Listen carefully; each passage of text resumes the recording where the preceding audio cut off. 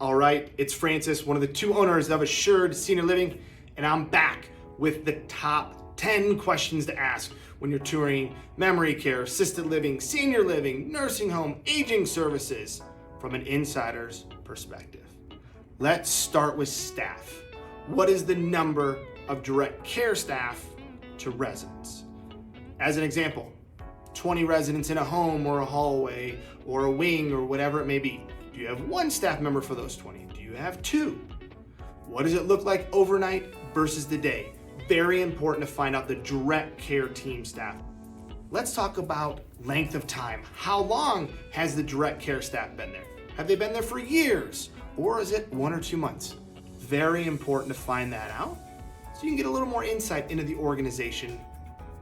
Number 3, do they use agency, outside staff, home care to fill their shifts? If so, what does that mean exactly? How do they integrate them so that the outside staff knows how to provide the right level of support and care for their residents? Number 4, executive director, leadership teams. How long have they been there?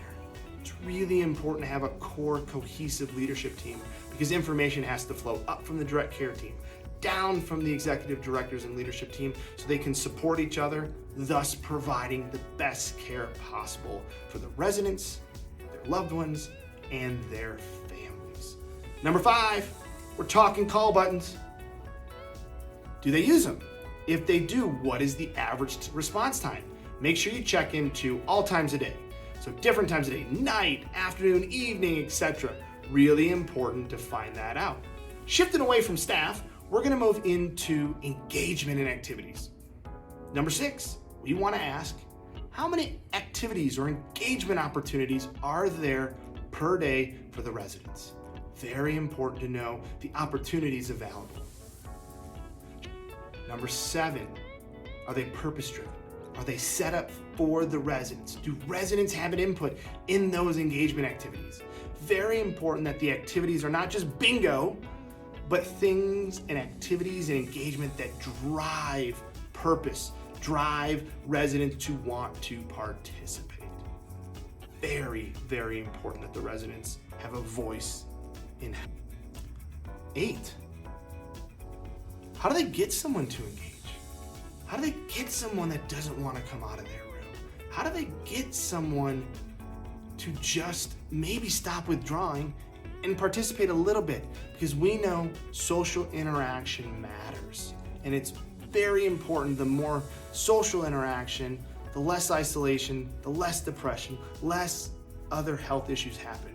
So we have to make sure the team that's providing the care understands how to work with some of those residents that aren't always happy, that don't want to always actively engage, but still need some human connection. Really important. Let's talk resident and schedules. Number 9, do all residents have to be up at the same time or go to bed at the same time? That's really important to find that out so you know how the day kind of flows. And number 10, a big one is, because of that independence and uniqueness of everybody, if they miss a meal, what happens? What does that mean? Can something special be made, or are they just out of luck? Really important to understand how that works because that will give you insight into the personalized care available. So if you want to know more, I'm going to dive deeper in the next video about these 10 questions and why they're important to ask these 10, why I structured it the way that I did and not some of the generic ones that are a little fluffier.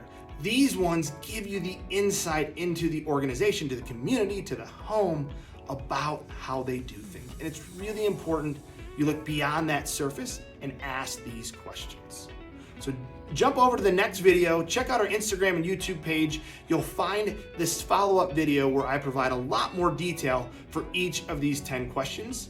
And until next time, have fun, put on a smile, and remember, aging is a journey, and the journey is part of the reward.